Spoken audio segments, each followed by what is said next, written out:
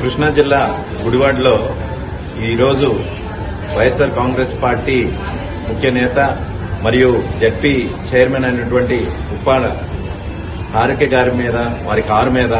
తెలుగుదేశం మరియు జనసేన కార్యకర్తలు దాడి చేసి వారిని భయభ్రాంతులకు గురిచేసిన సంఘటన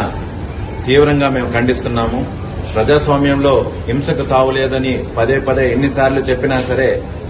ఆ కూటమి నేతలకు చెవికెక్కడం లేదు. తప్పు మీద తప్పు చేస్తూనే ఈరోజు రాజ్యాంగబద్దంగా మరియు ప్రజల దృష్టిలో చాలా హీనులుగా చరిత్రలో మిగిలిపోతారని ఈ సందర్భంగా తెలియజేసుకుంటూ, భవిష్యత్తులో ఇలాంటి అల్లరిమూకలను మీరు నిరోధించకపోతే తీవ్ర మూల్యం చెల్లిస్తారని ఈ సందర్భంగా తెలియజేసుకుంటూ, ఇలాంటివి పునరావృతం కాకుండా చూడాల్సిన బాధ్యత డిప్యూటీ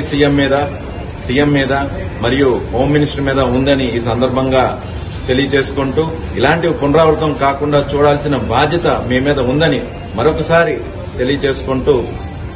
సెలవు తీసుకుంటున్నాను.